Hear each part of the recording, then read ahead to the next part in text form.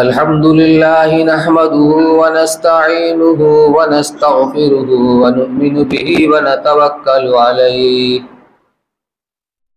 ونعوذ بالله من شرور أنفسنا ومن سيئات أعمالنا من يهده الله فلا ومن يضلله فلا هادي له ونشهد أن لا إله إلا الله وحده لا شريك له ونشهد أن سيدنا ونبينا ومولانا محمدا عبده ورسوله صلى الله تعالى عليه وعلى آله وصحبه وبارك وسلم تسليما كثيرا كثيرا أما بعد فأعوذ بالله من الشيطان الرجيم بسم الله الرحمن الرحيم محمد رسول الله والذين معه أشداء على الكفار رحماء بينهم تراهم ركعا سجدا يبتغون فضلا من الله ورضوانا سيماهم في وجوههم من أثر السجود ذلك مثلهم في التوراة ومثلهم في الإنجيل وعن أمير بن الساعدة رضي الله تعالى عنه قال قال رسول الله صلى الله عليه وسلم إن الله تبارك وتعالى اختارني واختار لي أصحابا فجعل لي منهم وزراء وأنصارا وأصحارا فمن سبهم فعليه لعنة الله والملائكة والناس أجمعين وعن أبي بردة رحمه الله عن أبيه رفع يعني النبي صلى الله عليه وسلم رأسه إلى السماء وكان كثيرا مما يرفع رأسه إلى السماء فقال النجوم أمانة للسماء فإذا ذهبت النجوم أتى السماء ما توعد وأنا أمانة لأصحابي فإذا ذهبت أنا أتى أصحابي ما يوعدون وأصحابي أمانة لأمتي فإذا ذهب أصحابي أتى أمتي ما يوعدون أو كما قال رسول الله صلى الله عليه وسلم اللهم صل على سيدنا محمد وعلى آل سيدنا محمد وبارك وسلم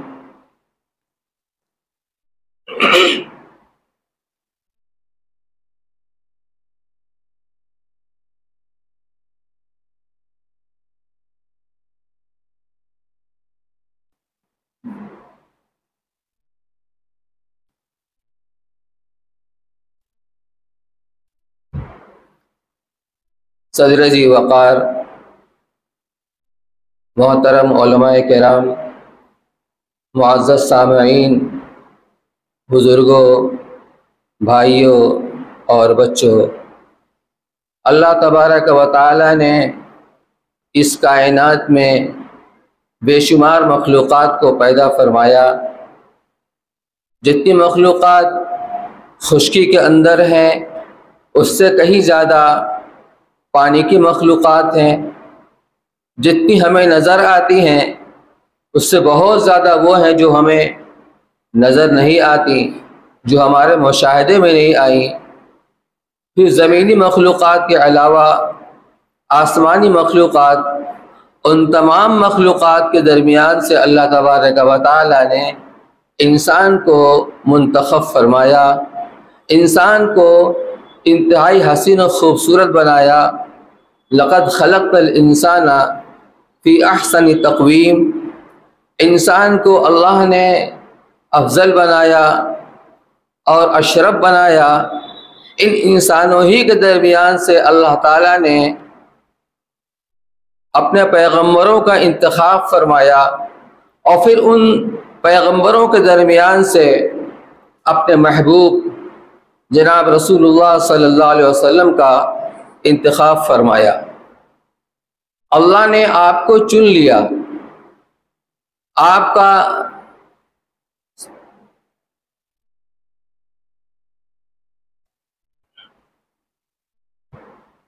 ایک نام ہے مجتبی۔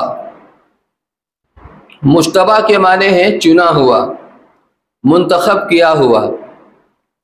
آپ نے ارشاد فرمایا ان اللہ اختارنی، اللہ تعالیٰ نے مجھے چن لیا ہے۔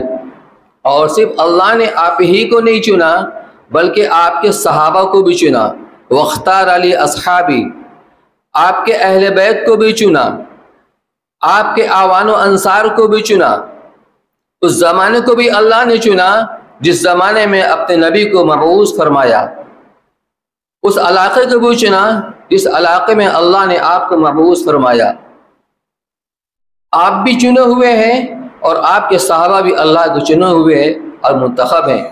اللہ نے ان صحابہ کرام کو یوں ہی اتفاقی طور پر جمع نہیں فرما دیا بلکہ اللہ نے دنیا کے کونے کونے پر نظر ڈالی اور جہاں کوئی قیمتی ہیرا، جہاں کوئی قیمتی موتی اللہ کو نظر آیا، ان کو مختلف مراحل سے گزار کر کے اللہ نے مدینہ منورہ کے اندر پہنچا دیا۔ اللہ نے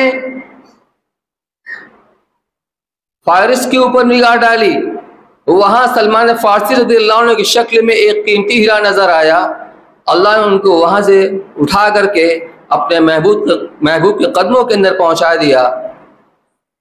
حبشہ میں ایک قیمتی ہیرا نظر آیا، اللہ نے بلال حبشی رضی اللہ تعالیٰ عنہ کو وہاں سے اٹھایا اور آپ کی جھولی میں ڈال دیا۔ روم کے اندر صہیب رومی نظر آئے، ان کو اٹھا کر اپنے محبوب کی غلامی کے لیے منتخب فرما لیا۔ اسی طریقے سے اور بھی علاقے ہیں۔ تو کہنے کا مقصد یہ ہے کہ اللہ تبارک و تعالیٰ نے یہ 1.25 لاکھ صحابہ کرام کو جو مجموعہ ہے، جو ایک ہیرا ہے، جو ایک کریم ہے، اللہ نے یوں ہی جمع نہیں فرما دیا، یہ سب کے سب چنے ہوئے ہیں، یہ چھٹے ہوئے ہیں، یہ منتخب بندے ہیں اللہ کے۔ یہاں علماء کرام بیٹھے ہوئے ہیں۔ ہر مدرسے کے اندر جب تعلیمی سال شروع ہوتا ہے، بالخصوص وہ مدارس، وہ ادارے جو بہت بڑے ادارے ہیں اور جن کا معیار اور اداروں کے مقابلے میں ذرا سخت ہوتا ہے، تو جب طلباء داخلہ لینے کے لیے جاتے ہیں ان مدارس کے اندر تو پہلے ان کا داخلہ امتحان لیا جاتا ہے۔ امتحان کس سے لیا جاتا ہے؟ تاکہ دیکھا جائے کہ یہ طالب علم ہمارے معیار پر پورا اتر رہا ہے کہ نہیں اتر رہا ہے، یہ لائق ہے کہ نہیں ہے، یہ ذی استعداد ہے کہ نہیں ہے، یہ شریف ہے کہ نہیں ہے، یہ محنتی ہے کہ نہیں ہے۔ جب اس طرح ان کا امتحان لیا جاتا ہے تب ان کو اپنے ہاں داخل کیا جاتا ہے، ان طلباء کو جو اس امتحان میں پاس ہو جاتے ہیں۔ سوال یہ پیدا ہوتا ہے کہ اللہ نے اس مجموعہ کو جو حضور اکرم صلی اللہ علیہ وسلم کی صحبت کے لیے منتخب فرمایا تھا، کیا ان کا بھی امتحان لیا گیا؟ ہمیں قرآن یہ بتاتا ہے کہ اللہ تبارک و تعالیٰ نے صحابہ کرام کا بھی انتخاب لیا، امتحان لیا۔ اولئک الذین امتحن اللہ قلوبہم للتقوی، یہ وہ جماعت ہے کہ اللہ نے ان کا امتحان لیا۔ پھر سوال یہ پیدا ہوتا ہے پرچہ کیا تھا؟ امتحان میں پرچہ بھی تو دیا جاتا ہے کہ پرچہ تقوی کا تھا۔ اولئک الذین امتحن اللہ قلوبہم للتقوی، یہ وہ لوگ ہیں کہ اللہ نے ان کے قلوب کو تقوی کے لیے چن لیا، ان کے تقوی میں ان کا امتحان لیا گیا۔ پھر یہ سوال پیدا ہوتا ہے کہ پاس ہوئے کہ فیل ہوئے؟ پاس ہوئے کہ فیل ہوئے؟ آگے قرآن کہتا ہے اولئک المؤمنون حقا، یہ وہ لوگ ہیں جن کا ایمان سچا ہے، پکا ہے اور یہ اعلیٰ درجے کے ایمان والے ہیں۔ تو اللہ نے ان کا امتحان بھی لیا، یہ امتحان کے اندر پاس بھی ہوئے تو اللہ نے اپنے محبوب کی صحابت کے لیے، اپنے محبوب کی صحبت کے لیے ان لوگوں کا انتخاب فرمایا ہے جو چھٹے ہوئے ہیں، جو چنے ہوئے ہیں، جو منتخب شدہ ہیں۔ ایک استاد کہتا ہے میری درسگاہ کے اندر وہ طالب علم آئے جو لائق ہو، جو محنتی ہو، جو ذی استعداد ہو، جو شریف ہو۔ استاد یہ نہیں چاہتا کہ میری درسگاہ کے اندر نالائق طالب علم آئے، جو نااہل ہو، جو محنت نہ کرتا ہو، جب ایک استاذ اپنی درسگاہ کے لیے کہ ایک نالائق طالب علم کو برداشت نہیں کر سکتا تو آپ غور کیجئے، آپ سوچئے کہ اللہ تبارک و تعالیٰ اپنے محبوب کی صحابیت کے لیے، صحابت کے لیے، اپنے محبوب کی صحبت کے لیے نالائق لوگوں کا انتخاب کیسے کرتا۔ اس لیے حضرات صحابہ کرام یہ چنے ہوئے ہیں، یہ چھٹے ہوئے ہیں، یہ منتخب ہیں، یہ اعلیٰ درجے کے عابد ہیں، یہ اعلیٰ درجے کے زاہد ہیں، یہ اعلیٰ درجے کے مجاہد ہیں۔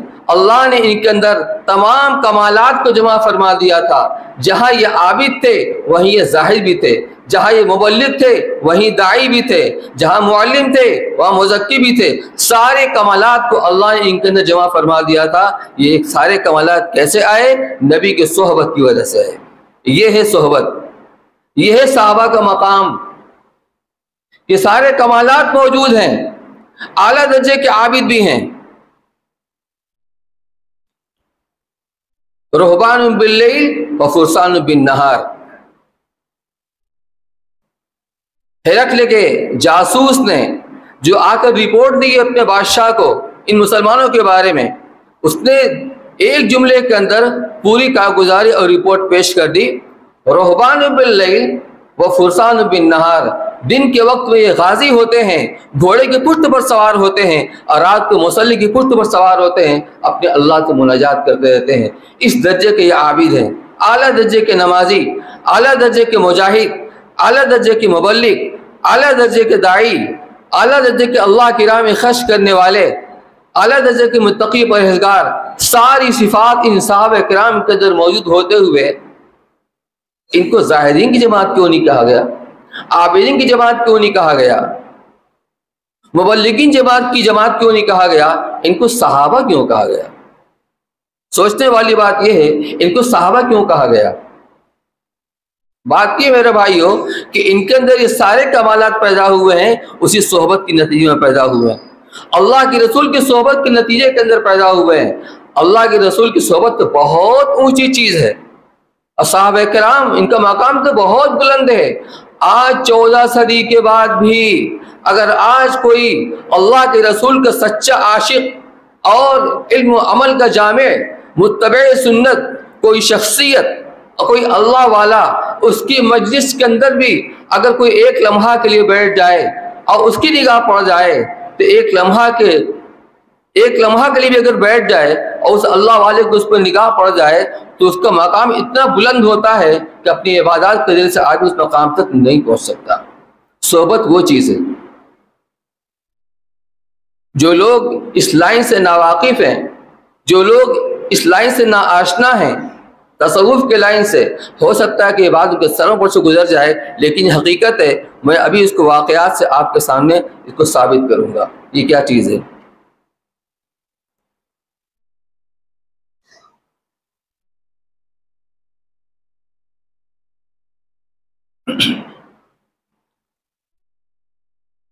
حضور اکرم صلی اللہ علیہ وسلم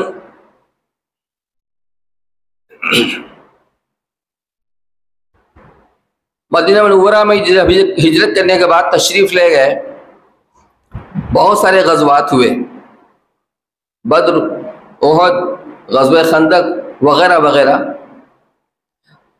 ایک علاقے کے جو بادشاہ تھے یا اپنے علاقے کے سردار تھے، اسامہ ابن اسال رضی اللہ تعالیٰ عنہ، ان کو مسلمانوں سے بہت سخت نفرت تھی، دلی بیر تھا، بہت سے مسلمانوں کو انہوں نے نقصان بھی پہنچایا تھا، قتل بھی کیا تھا، شہید بھی کیا تھا۔ تو یہ موسٹ وانٹیڈ تھے یہ صحابی۔ تو حضور اکرم صلی اللہ علیہ وسلم نے ایک غزوہ، ایک سریہ بھیجا تھا، ایک جماعت کو بھیجا تھا نجد کی طرف۔ جب وہ جماعت جا رہی تھی، لشکر جا رہا تھا، تو ایک آدمی آتا ہوا نظر پڑا، اس کو پکڑ لیا۔ وہ جانتے نہیں تھے یہ کون ہے۔ جب پکڑ کر مدینہ لائے تب یہ پتہ چلا کہ وہی ثمامہ ابن اسال ہیں، جن کو مسلمانوں سے انتہائی بغض تھا، بیر تھا۔ مسجد نبی اس زمانے میں ہر کام کے لیے استعمال ہوا کرتی تھی، وہی عبادت گاہ بھی تھی، وہی لشکر گاہ بھی تھی، وہیں پر قیدیوں کو بھی ستون سے باندھ دیا جاتا تھا، ان کو بھی ستون سے باندھ دیا گیا۔ صرف ضروریات کے وقت میں، کھانا کھانے کے وقت میں ان کو کھولا جاتا تھا، ورنہ ویسے بندے رہتے تھے۔ جب فجر کا وقت ہوا اور اللہ کے رسول صلی اللہ علیہ وسلم نے نماز فجر ادا کی اور نماز سے فارغ ہو کر کے، مشکات شریف میں روایت ہے غالب بخاری کے حوالے سے، جب آپ نماز پڑھ کے فارغ ہو کر جا رہے تھے، واپس جا رہے تھے، تو جہاں ستون سے بندھے ہوئے تھے ان کے پاس کھڑے ہو کر آپ نے پوچھا ما عندک یا ثمامہ، ثمامہ کیا حال ہے، تمہارا کیا حال ہے، خیریت تو ہے، اپنے بارے میں تم کیا خیال کرتے ہو، تمہارے ساتھ کیا معاملہ، کیا سلوک کیا جائے؟ تو انہوں نے کہا اندی یا محمد خیر، کہ میرے سب خیریت ہے، بس سب خیریت ہے۔ اور آگے فرمایا ان تقتل ذا من، اگر آپ مجھے قتل کرنا چاہیں تو آپ ایک خون والے کو قتل کریں گے، یعنی میرا خون آپ کے لیے مباح ہے۔ اور محدثین نے فرمایا کہ اس میں ایک دھمکی کا پہلو بھی ہے کہ اگر آپ مجھے قتل کریں گے تو میرا خون رائے گا نہیں جائے گا، میرے قبیلے والے، میری قوم کے لوگ اس کا انتقام اور بدلہ لیں گے۔ وَإِن، اور اگر آپ وَإِن تُنْعِمْ عَلَى شَاكِرٍ، اور اگر آپ احسان کریں گے میرے اوپر تو ایک شکر گزار کے اوپر آپ احسان کریں گے تو اس کا بدلہ آپ کو دیا جائے گا۔ پھر انہوں نے کہا سل، آپ مانگیے کتنا مال آپ کو چاہیے تو آپ کو دیا جائے گا۔ یہ سوال جواب ہوا، اللہ کے نبی نے ان کو دیکھا، بس مختصر سے گفتگو ہوئی، آپ چلے گئے اپنے راستے پر۔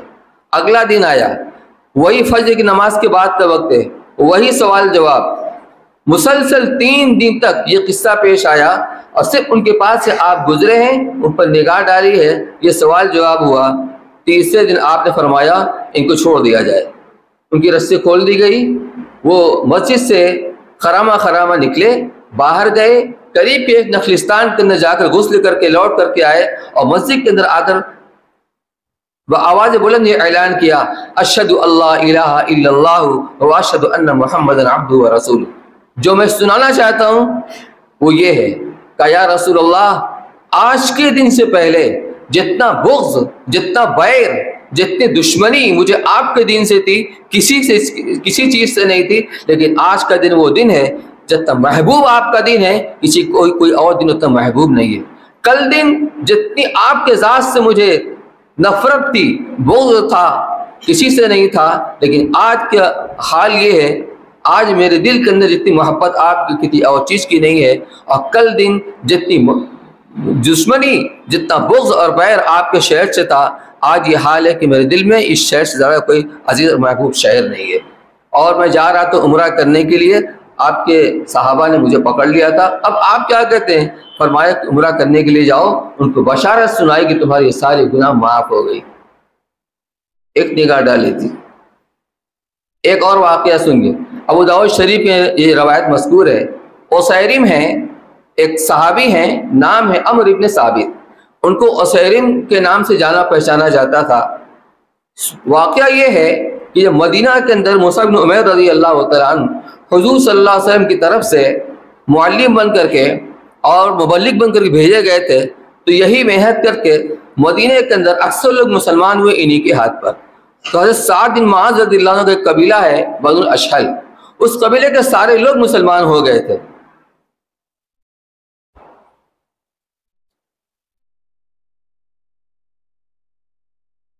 صرف یہ اسیرم رہ گئے تھے، یہ مسلمان نہیں ہوئے تھے۔ لیکن جہاں چاروں طرف مسلمان ہوں، مرد بھی عورت بھی، کب تک آدمی بچا رہ سکتا ہے؟ تو واقعہ یہ ہوا کہ احد کا موقع تھا، حضور صلی اللہ علیہ وسلم صحابہ کے ساتھ احد کے میدان میں تشریف فرما تھے دشمنوں سے مقابلہ کرنے کے لیے۔ یہ ان کا کاروبار تھا، اور زمانے جہالت کے اندر سود بہت چلتا تھا، تو سودی کاروبار کرتے تھے۔ تو ان کے دل میں اسلام جب گھر کرنے لگا تو انہوں نے سوچا کہ اسلام قبول تو کرنا ہے، لیکن لوگ اپنا پیسہ وصول کر لیں تاکہ زمانے کفر میں وصول کر لیں گے، اس کے مالک بن جائیں گے، مسلمان ہونے کے بعد تو پھر اس کے مالک نہیں بن سکتے ہیں سودی پیسے۔ تو سارے پیسہ وصول کر لیا۔ اسی جذبے سے جب وہ اپنے گھر پہنچے ہیں، دیکھا چاروں طرف سناٹا ہے، کوئی مرد نظر نہیں آ رہا ہے، پوچھا بھائی لوگ کہاں گئے ہمارے قبیلے کے؟ کہا احد میں گئے ہیں لڑائی کرنے کے لیے۔ بس گھوڑے کی سواری اختیار کی، ہتھیار سجایا، میدان میں گئے، رسول اللہ صلی اللہ علیہ وسلم سے ملاقات ہوئی، کہا یا رسول اللہ بتائیے پہلے میں کلمہ پڑھ کے مسلمان ہو جاؤں یا میں جہاد میں شرکت کروں؟ آپ نے فرمایا دونوں کام کرو، پہلے کلمہ پڑھ کے مسلمان ہو جاؤ، پھر جہاد میں جاؤ۔ چنانچہ اسی وقت میدان کارزار میں گھس گئے اور لڑائی کرتے رہے، اور اتنا زخم لگا ہے کہ زخمی ہو کر کے زمین کے اندر پڑے رہے، یہاں تک کہ زخموں کے تاب نہ لا کر چل بسے۔ حضور اکرم صلی اللہ علیہ وسلم کو جو پتہ چلا کہ وہ صحابی شہید ہو گئے، اچھا جب وہ میدان میں لڑ رہے تھے، ان کے قبیلے کے لوگوں نے بھی دیکھا، ارے تم یہاں کہاں؟ تو کہا میں مسلمان ہو چکا ہوں۔ جب آپ کو خبر لگی کہ یہ شہید ہو گئے ہیں تو آپ نے فرمایا عملا قلیلا واجرا کثیرا، یہ وہ صحابی ہیں عمل تو بہت تھوڑا کیا، ایک نماز نہیں پڑھی، ایک روزہ نہیں رکھا، ایک حج نہیں کیا، جہاد کے علاوہ کوئی خیر کا کام نہیں کیا۔ کیا ہوا؟ عملا کثیرا عملا قلیلا واجرا کثیرا، عمل تھوڑا کیا، اجر بہت زیادہ پایا۔ بعض روایت کے اندر آتا ہے کہ وہ جنتی ہیں۔ اب آپ یہ بتائیے، دنیا کے سارے نمازی، دنیا کے سارے روزے دار، دنیا بھر کے سارے حج کرنے والے، ان کا مقام مرتبہ وہ نہیں ہو سکتا ہے جو اس صحابی کا مقام مرتبہ ہے۔ حالانکہ زندگی میں ایک نماز نہیں، ایک روزہ نہیں، وہ مقام کیسے ملا؟ کیا نماز کی وجہ سے؟ نماز تو ایک نہیں پڑھی، روزہ کی وجہ سے وہ تو ایک نہیں رکھا، حج کرنے کی وجہ سے وہ بھی نہیں کیا، تو کس وجہ سے ملا؟ یہ آپ کی صحبت کا نتیجہ ہے۔ ایک لمحے کی صحبت کے اندر آدمی کہاں سے کہاں پہنچ جاتا ہے، کہاں سے کہاں پہنچ جاتا ہے۔ حضور اکرم صلی اللہ علیہ وسلم کی صحبت یہ تو بہت اونچی چیز ہے، یہ بہت بڑا اعزاز ہے۔ آپ کے آج 14 صدی کے بعد بھی اگر کوئی آپ کا سچا عاشق اور متبع سنت، علم و عمل کا جامع، کوئی اللہ والا، اس کے مجلس کے اندر بھی کوئی آدمی ایک لمحہ کے لیے بیٹھ جائے تو وہ اس کا مقام بھی کہاں سے کہاں پہنچ جاتا ہے۔ معارف القرآن کے مصنف حضرت مفتی شفیع صاحب رحمۃ اللہ علیہ، مفتی تقی عثمانی صاحب دامت برکاتہم کے والد ماجد، یہ حضرت تھانوی رحمۃ اللہ علیہ سے بیعت تھے۔ انہوں نے ایک مرتبہ کہا حضرت یہ شاعر لوگ تو اپنی مدعا کو ثابت کرنے کے لیے یہ بڑا مبالغے سے کام لیتے ہیں۔ مفتی صاحب خیریت تو ہے، کیا ہوا؟ کہا علامہ روم رحمۃ اللہ نے ایک شعر کہا ہے، یک زمانہ صحبت با اولیاء، یک زمانہ صحبت با اولیاء، بہتر از 100 سالہ طاعت بے ریا، کہ تھوڑی دیر کی اللہ والوں کی صحبت یہ 100 سالہ اس عبادت سے بہتر ہے جس کے اندر ریاکاری کوئی شبہ نہ ہو۔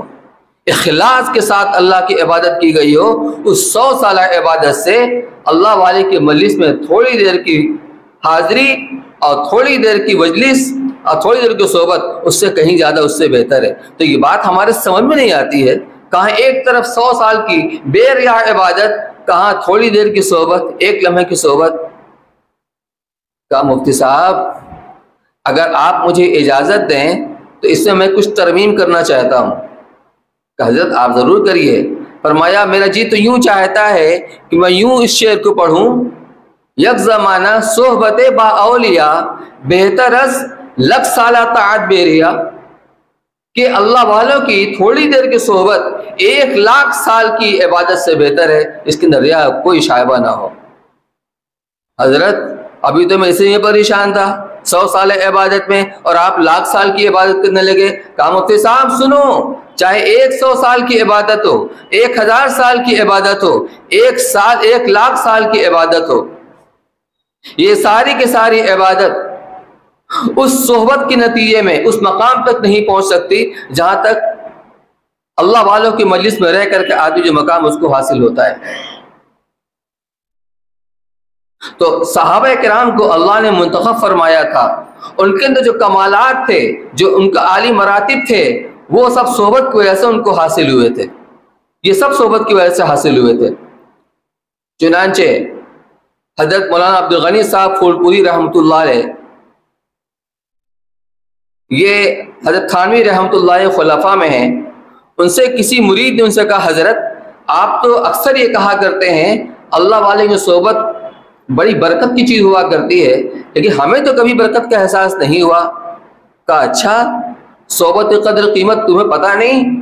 اچھا ایسا کرو تم خوب عبادت کرو، خوب بہت زیادہ عبادت کرو، اتنی عبادت کرو کہ عبادت کرتے کرتے کرتے صحابی بن جاؤ۔ کہ حضرت یہ کیسے ہو سکتا ہے؟ صحابی تو اسے کہتے ہیں جو حضور صلی اللہ علیہ وسلم کی صحبت میں رہا ہو۔ کہ اچھا اتنی عبادت کرو کہ تم تابعی بن جاؤ؟ کہ یہ بھی نہیں ہو سکتا۔ تابعی تو اسے کہتے ہیں جو صحابہ کی صحبت میں رہا ہو۔ کہا اچھا اتنی عبادت کرو کہ تبع تابعی بن جاؤ؟ حضرت یہ بھی ممکن نہیں ہے، کیونکہ تبع تابعی کہتے اس کو ہی ہیں جو تابعی کی صحبت کے اندر رہا ہو۔ یہ تو ہو نہیں سکتا۔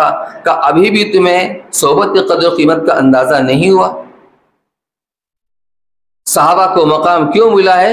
ان کو صحبت کی وجہ سے ملا ہے، صحبت کی وجہ سے ملا ہے۔ حضرت مولانا حضرت عبداللہ ابن مبارک رحمۃ اللہ علیہ سے کسی نے یہ عرض کیا کہ حضرت امیر معاویہ رضی اللہ تعالیٰ عنہ کے زمانے میں باہم اختلاف و انتشار تھا، آپس میں ناراضگیاں تھیں، اور حضرت عمر بن عبدالعزیز رحمۃ اللہ علیہ کے زمانے میں ماحول انتہائی پرسکون تھا، دلوں میں آپس میں جوڑ تھا، کوئی اختلاف انتشار نہیں تھا۔ آپ جانتے ہیں کہ امیر معاویہ رضی اللہ تعالیٰ صحابی ہیں، اور حضرت عمر بن عبدالعزیز رحمۃ اللہ علیہ چاہے کتنا اونچا مقام ہو لیکن وہ صحابی نہیں، وہ تابعی ہیں۔ تو جب اس نے یہ پوچھا، سوال کیا، تو کہا سنو، مقام صحابہ کیا ہوتا ہے سنو۔ حضرت امیر معاویہ رضی اللہ تعالیٰ عنہ نے حضور اکرم صلی اللہ علیہ وسلم کی معیت میں جو جہاد کیا، اس جہاد کے دوران میں ہوا نے گرد و غبار کو اڑایا، اور جو گرد امیر معاویہ رضی اللہ عنہ کے گھوڑے کی ناک کے اندر داخل ہو گیا، وہ گرد حضرت عمر بن عبدالعزیز رحمۃ اللہ علیہ سے بہتر ہے۔ حضرت عبداللہ بن مبارک رحمۃ اللہ نے بات ہی صاف کر دی، معاملہ ہی صاف کر دیا، اور یہ بتا دیا کہ صحبت کیا چیز ہوا کرتی ہے۔ اس لیے کہ جو گرد پہنچا ہے گھوڑے کی ناک میں، اس گرد کو ہوا نے اڑایا ہے، اس ہوا کے اندر ہمارے آقا کی، اللہ کے محبوب کی سانسیں بھی شامل ہیں، اس کا مقابلہ کوئی چیز سے نہیں ہو سکتا۔ انہیں معاملہ ہی صاف کر دیا، صحبت وہ چیز ہے، اس کی اہمیت کو بتلا دیا، اور اس کے حیثیت کو بتلا دیا کہ صحبت کیا چیز ہوا کرتی ہے۔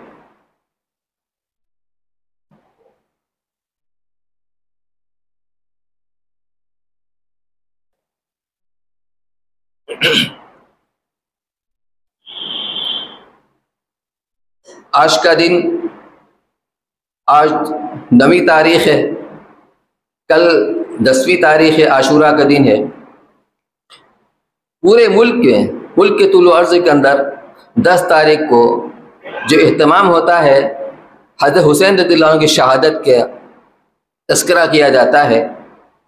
شہادت صرف حضرت حسین رضی اللہ تعالیٰ عنہ کی نہیں ہوئی ہے، شہادت تو اور بھی ہوئی ہے، لیکن کچھ لوگوں نے سازش کے طور پر اس دن کو اس طریقے سے اس کو بنایا، اس کا اہتمام کیا کہ لوگ اب اس دن کو صرف اسی حیثیت سے، اسی نسبت سے جانتے ہیں۔ حضرت حسن حسین رضی اللہ تعالیٰ عنہ ہمارے سر کے تاج ہیں، جگر گوشہ رسول ہیں، آپ کی آنکھوں کے تارے ہیں، سب کچھ اپنی جگہ۔ لیکن عمر رضی اللہ تعالیٰ عنہ، ان کی بھی شہادت محرم کے 2-3 دن پہلے ہوئی ہے، اور تدفین عمل میں آئی ہے یکم محرم الحرام کو۔ جن کی شہادت اتنی عظیم الشان ہے کہ پوری دنیا میں اس کا تذکرہ کیا جا رہا ہے، ان کی زندگی کیسی ہوگی؟ شہادت تو سب سنتے سناتے ہیں، اصل زندگی کو سننا ہے۔ اور صحابہ کی زندگی میں سب سے بنیادی چیز کیا تھی؟ امر بالمعروف نہی عن المنکر۔ یہ صحابہ ہیں، صحابہ کرام کا مقام وہ مقام ہے کہ اگر ان کو درمیان سے نکال دیا جائے، نہ دین کا کوئی اعتبار رہے گا، نہ قرآن کا اعتبار رہے گا، یہ سب کی سب بے اعتبارہ ہو جائے گا۔ وہی رابطہ ہیں، وہی درمیان میں واسطہ ہیں۔ حضور اکرم صلی اللہ علیہ وسلم نے 23 سالہ زندگی کے اندر قرآن کے علاوہ جو باتیں آپ نے ارشاد فرمائیں، جو احکامات آپ نے نافذ کیے، کچھ تو وہ ہیں جس کا تعلق عمل سے ہے، یعنی آپ نے خود عمل کر کے دکھلایا، اب کچھ وہ ہیں جس کا تعلق ارشادات سے۔ نماز ایک عملی چیز ہے، آپ نے فرمایا صلو کما رأیتمونی اصلی، نماز اس طریقے سے پڑھو جیسے تم مجھے نماز پڑھتا ہوا دیکھ رہے ہو۔ یہ کون دیکھے گا؟ اگر صحابی نہیں دیکھے گا تو کون دیکھے گا؟ اگر صحابی نہیں بیان کرے گا تو کون بیان کرے گا؟ صحابہ کے بعد جو تابعین کا زمانہ آیا، جنہوں نے اس زمانے کے قریب ہونے کے باوجود اللہ کے رسول صلی اللہ علیہ وسلم کی زیارت سے وہ محروم رہے، ان کے اندر شوق تھا کہ ہاں اپنے نبی کی عبادات کو معلوم کریں کہ آپ نماز کیسی پڑھتے تھے، آپ کی نماز کی کیفیت کیا ہوا کرتی تھی، قیام کیسا ہوتا تھا، رکوع کیسا ہوتا تھا، سجدہ کیسا ہوتا تھا۔ قرآن میں تو صرف یہ ہے کہ نماز پڑھو، نماز کیسے پڑھے یہ اللہ کے نبی بنائیں گے۔ لِتُبَيِّنَ لِلنَّاسِ مَا نُزِّلَ إِلَيْهِمْ، آپ کی ذمہ داری ہے کہ جو قرآن میں احکامات نازل ہوتے ہیں آپ اس کو بیان کیجئے، عمل کر کے دکھلائیے۔ فرمایا صلوا کما رأیتمونی اصلی، نماز ویسے پڑھو جیسے کہ مجھ کی نماز پڑھتا ہوا دیکھ رہے ہو۔ یہ صحابہ بیان کریں گے، یہ بات والے بیان نہیں کر سکتے۔ اسی طریقے سے جب آپ نے حج کیا ہے تو بار بار آپ فرماتے تھے خذوا عنی مناسککم، لوگوں مجھ سے حج کا طریقہ سیکھ لو، مجھ سے حج کا طریقہ سیکھ لو، بار بار آپ یہ فرماتے تھے۔ اور صحابہ کرام ہیں، انہوں نے دیکھا اور بعد والوں کو اس کو منتقل کیا۔ تو صحابہ کرام سفر میں، حضر میں، رات میں، دن میں، اور اسی طریقے سے امن کے اندر، خوف کے اندر، ہر طرح کے حالات میں اللہ کے رسول صلی اللہ علیہ وسلم کے عمل کو دیکھا اور بعد والوں کی مینوان اس کو پہنچا دیا۔ یہ صحابی کی ذمہ داری ہے، صحابہ یہ کام نہیں کریں گے تو کون کرے گا؟ اگر کوئی صحابہ سے بغض رکھتا ہے، کوئی صحابہ کے اوپر اعتماد نہیں کرتا، ان کے اوپر تنقید کرتا ہے، تو وہ سن لے کہ اللہ کے رسول صلی اللہ علیہ وسلم صاف صاف فرما دیا اللہ اللہ فی اصحابی، میرے صحابہ کے بارے میں اللہ سے ڈرو۔ فمن احبہم فبحبی احبہم، جو ان سے محبت کرے گا مجھ سے محبت کرنے کی وجہ سے محبت کرے گا، یعنی اللہ کے رسول سے محبت ہوگی تو صحابہ سے بھی محبت ہوگی، کیونکہ صحابہ اللہ کے رسول کے محبوب ہیں۔ ومن ابغضہم فببغضی ابغضہم، جو ان سے بغض رکھے گا، جو ان سے عداوت دشمنی رکھے گا، جو ان کو برا بھلا کہے گا، تو میری ذات سے بغض ہونے کی وجہ سے اس سے بغض رکھے گا، اس کو برا بھلا کہے گا۔ ومن آذاہم فقط آذانی، جس صحابہ کو اذیت پہنچائی، جس نے صحابہ کو تکلیف پہنچائی اس نے مجھے تکلیف پہنچائی۔ ومن آذانی فقط آذ اللہ، جس نے مجھے تکلیف پہنچائی اس نے اللہ کو تکلیف پہنچائی۔ ومن آذ اللہ یوشک ان یاخذ، جو اللہ کو تکلیف پہنچائے گا قریب ہے کہ اللہ طرف سے گرفت فرما لے۔ صحابہ صرف اللہ کے رسول کے محبوب نہیں ہیں، اللہ کے بھی محبوب ہیں، اور اللہ کے رسول صلی اللہ علیہ وسلم نے صرف صحابہ کی نہیں، صحابہ کی اتباع کرنے والوں کی اور ان کی اتباع کرنے والے کی، ان کی صحبت یافتہ کی آپ نے تعریف و تحسین فرمائی۔ فرمایا خیر القرون قرنی ثم الذین یلونہم ثم الذین یلونہم، سب سے بہترین زمانہ میرا زمانہ ہے، اس کے بعد جو اس کے متصل زمانہ ہے تابعین کا زمانہ، اس کے بعد جو اس سے متصل زمانہ ہے تابعین کا زمانہ۔ حضرت مولانا قاری محمد طیب صاحب رحمۃ اللہ علیہ، سابق محتم دارالعلوم دیوبند، ان کی عجیب بات ان کی ہوتی تھی، انہوں نے تقریر کے اندر فرمایا کہ دیکھو یہ دین جو ہے جو اللہ کے رسول لے کر کے آئے، اس کی مثال دریا کی سی ہے، اور حضرات صحابہ کرام مختلف مزاج کے ہیں، پیشہ الگ الگ ہے، رنگ الگ الگ ہے، مزاج الگ الگ ہے، اس کے اندر غریب بھی ہیں، اس کے اندر امیر بھی ہیں، اس کے اندر معلم بھی ہیں، اس کے اندر علم حاصل کرنے والے بھی ہیں، اس کے اندر مزکی بھی ہیں، اس کے اندر مبلغ بھی ہیں، اس کے اندر حاکم بھی ہیں، اس کے اندر محکوم بھی ہیں، ہر طرح کا مجمع اس صحابہ کرام کے مجمع کے اندر موجود ہے۔ تو ایسا ہے جیسا کہ یہ گھاٹ ہے، جس طرح دریا کا گھاٹ ہوا کرتا ہے، اگر سینکڑوں گھاٹ ہوں، آدمی جس گھاٹ پر جائے گا پانی اسی دریا کا ملے گا، پانی اسی دریا کا ملے گا۔ اس لیے حضرت رسول اکرم صلی اللہ علیہ وسلم نے اللہ تعالیٰ سے یہ عرض کیا تھا کہ فرماتے ہیں سألت ربی ان اختلاف اصحابی من بعدی، میں نے اپنے رب سے اپنے صحابہ کے اختلافات کے بارے میں پوچھا تھا کہ میرے بعد جو اختلافات ہوگا اس سے کیا ہوگا۔ فأوحى الی ربی، تو میرے رب نے میرے دل کے اندر یہ بات ڈالی وحی کی میری طرف، یا محمد ان اصحابک عندی، آپ کے صحابہ کی مثال میرے نزدیک کیا ہے؟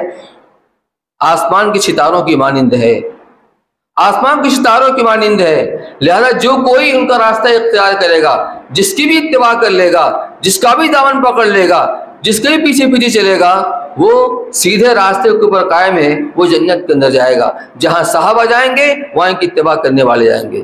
اس لیے میرے بھائیو، بزرگوں، دوستو، یہ صحابہ کے تعلق سے ہمارے ذہنوں کے اندر، ہمارے دلوں کے اندر جو ان کے آپسی اختلافات ہیں ان کے تعلق سے بات ڈالی جا رہی ہے، ہرگز ہرگز ہمیں اس میں حصہ نہیں لینا چاہیے۔ اختلافات کوئی بری چیز نہیں ہے، مخالفت یہ بری چیز ہے۔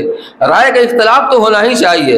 علامہ آلوسی رحمۃ اللہ نے فرمایا ہے اگر کسی جماعت کے اندر کوئی اختلاف نہ ہو، یا تو جماعت سارے کے سارے لوگ جاہل ہوں گے یا اس کے اندر مداہن ہوں گے، منافق ہوں گے۔ جہالت کی بنیاد پر آدمی اپنی رائے پیش نہ کر سکے یا غلط جانتے ہوئے خاموش رہے، جو سب کی رائے میری رائے۔ اس لیے اختلاف رائے کا ہونا ضروری ہے اور اس کے اندر وسعت ہے۔ اس لیے اللہ نے فرما دیا صاف صاف کہ آپ کے صحابہ کی مثال میرے نزدیک ستاروں کی مانند ہے، جو جس کی بھی اتباع کر لے گا وہ رائے ہدایت کے اوپر پہنچ جائے گا۔ صحابہ کرام کو قرآن نے معیار حق قرار دیا، فَإِنْ آمَنُوا بِمِثْلِ مَا آمَنْتُمْ بِهِ فَقَدِ اهْتَدَوْا۔ اگر یہ یہود و نصارہ بھی اسی طریقے سے ایمان لاتے ہیں جس طرح اے صحابہ تمہارا ایمان ہے، تو سمجھ لو یہ بھی راہ کے اوپر لگ گئے، یہ بھی راہ کے اوپر لگ گئے۔ اس سے صحابہ معیار حق ہے، صحابہ معیار حق ہیں، صحابہ معیار ایمان ہیں اور ہر اعتبار سے معیار ہیں۔ آج میرے بھائی اور بزرگوں دوستو، ضرورت اس بات کی ہے کہ ہم ان کے مقام مرتبے کو پہچانیں اور اصل یہ ہے ہم ان کی اتباع کریں۔ اصحابی کا نجوم اسی لیے فرمایا گیا ہے، جس طرح ستاروں سے اندھیری رات کے اندر جب کوئی روشنی کا سامان، راستہ بتانے والی کوئی چیز نہ ہو، سمندر کا سفر ہو، جنگل کا سفر ہو، ستاروں سے رہنمائی حاصل کی جاتی ہے، اسی طریقے سے گمراہی کی تاریکی کے اندر صحابہ کرام کی زندگی یہ ہمارے واسطے مشعل راہ ہے، ستاروں کی معنی چمک رہی ہے، ہمیں ان کی اتباع کرنی چاہیے، ہمیں ان کے پیچھے بھی چلنا چاہیے۔ انہوں نے حضور اکرم صلی اللہ علیہ وسلم کی کامل اتباع کی، حضور صلی اللہ علیہ وسلم نے ان کو اس دین کا امین بنایا، ذمہ دار بنایا، انہوں نے پوری امانت داری کے ساتھ اس دین کو بعد والوں تک پہنچایا، شدہ دین یہ ہم تک پہنچا ہے۔ اس لیے ہماری ذمہ داری ہے کہ ہم اس دین کے اوپر کامل طور پر عمل کرنے والے بنیں۔ اپنی زندگی کے اندر ہم جھانک کر دیکھیں، مولانا عبدالرحیم صاحب کی جو بات ہے بہت مضبوط بات ہے کہ اصلاح اپنی ذات سے شروع ہوتی ہے، تو سب سے پہلے ہم اپنے انفرادی اعمال کو درست کریں، نمازوں کی پابندی کا اہتمام کریں، خاص طور سے فجر کی نماز، اس کی پابندی کا اہتمام کریں۔ اگر آدمی فکر مند ہوگا اللہ توفیق عطا فرمائیں گے، اور اگر چلو دیکھا جائے گا تو پھر ہوتا رہے گا اسی طریقے سے۔ اللہ تعالی ہم سب کو صحیح سمجھ اور صحیح عمل کی توفیق نصیب فرمائے۔ وآخر دعوانا ان الحمد للہ رب العالمین۔